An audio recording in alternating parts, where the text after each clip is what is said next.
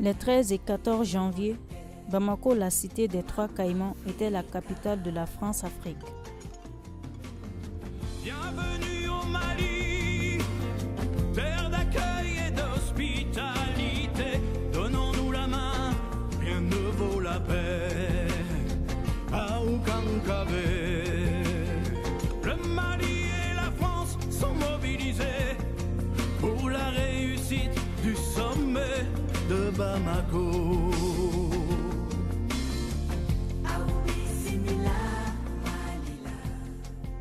Ce 27e sommet des chefs d'État et de gouvernement a été l'occasion pour le Mali de démontrer qu'il était possible, malgré la situation de la crise socio-sécuritaire qui perdure depuis quelques années, de tenir cette importante rencontre.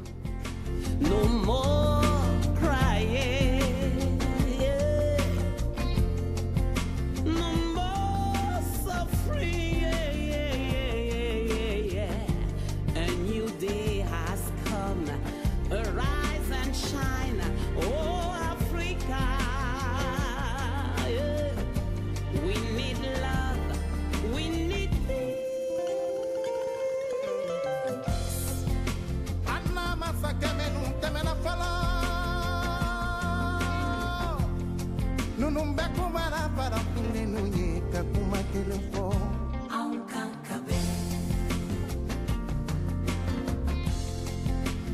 Anuna jili kemenu temena fala, nunumbe kumara para pinde nunye kakuma telefo. Bema kominya, bembali ya tonya na mumeke. Nebe ni fafara fide unye, na unge na jamana bedia. Bembali ya ebana jubadi, farafinu anye bekelena. Boloko ni kelente bele duta, kono kulu jelele bafo.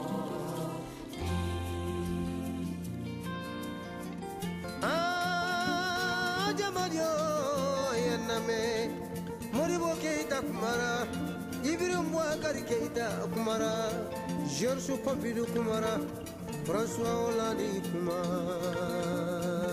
Bem-vindo ao Mali, terra de acolhimento e hospitalidade.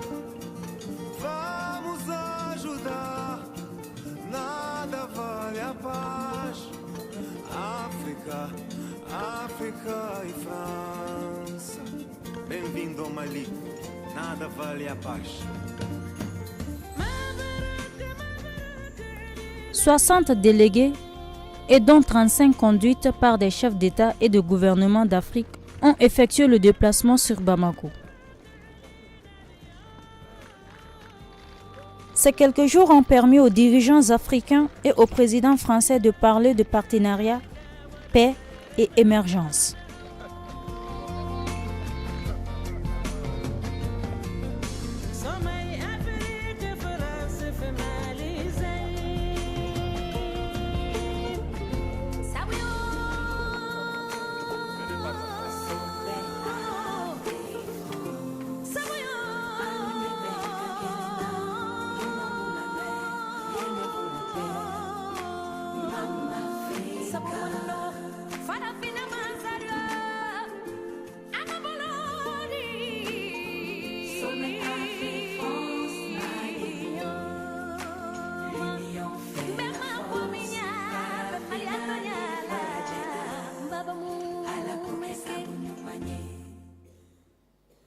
L'histoire retiendra que c'est à Bamako. Dans son discours inaugural, le président de la République du Mali, Ibrahim Boubacar Keïta, a rendu un vibrant hommage à ses hôtes, en précisant que le sommet de Bamako n'est pas seulement un grand rendez-vous politique et diplomatique, mais qu'il ouvre aussi un espace pour les forces économiques et sociales qui, par la création de richesses, incarnent les atouts et l'avenir de ce pays. 2013, à l'occasion du sommet dit de l'Élysée pour la paix et la sécurité en Afrique, vous avez fait la proposition de tenir à Bamako le président sommet.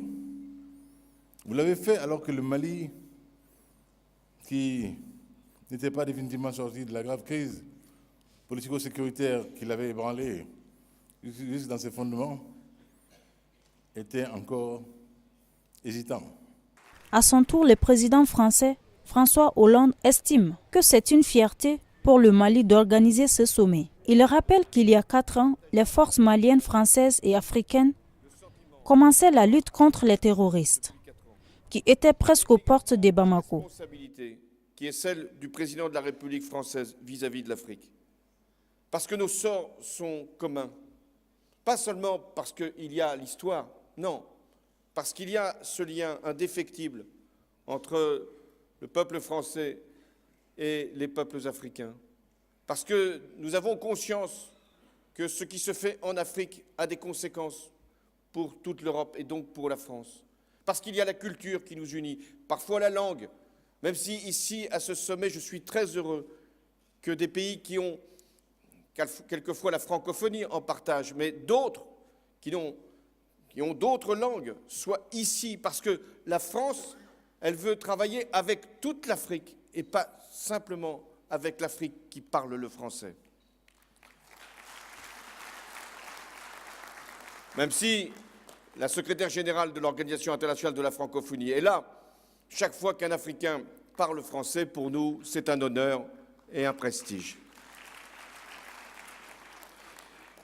Ensemble, nous avons affronté des périls, des épreuves, repoussé des menaces. Mais ensemble, la France, l'Afrique, nous avons été capables de relever des défis et de faire avancer le monde. J'évoquais notamment la cause climatique.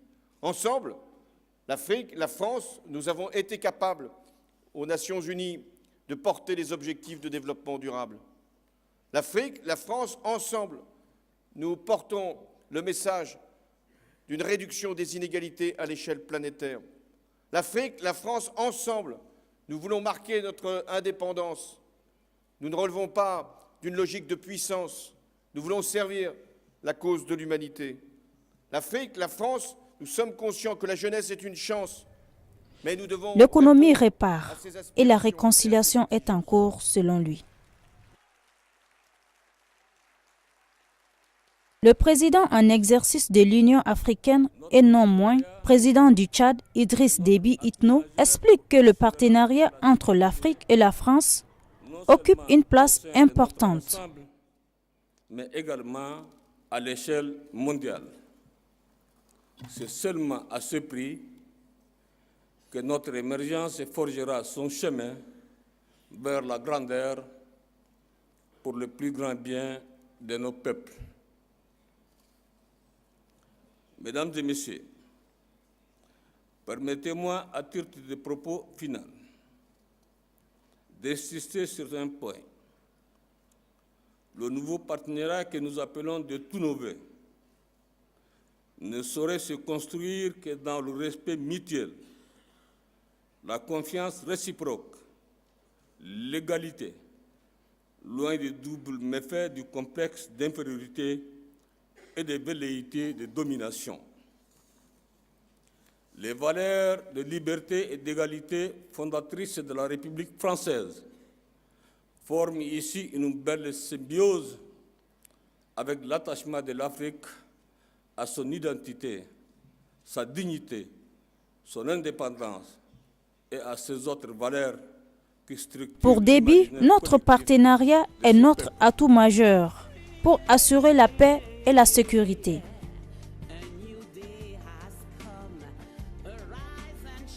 En marge de ce sommet, les premières dames du continent se sont penchées sur une question assez brûlante sur la jeunesse, notamment la santé de la reproduction. Les First Ladies ont adopté une recommandation sur la promotion des pratiques traditionnelles positives qui équilibrerait, selon elles, la santé de la reproduction. Au menu des événements parallèles du sommet, nous avons le Forum des jeunes, le Forum économique et des concours d'innovation.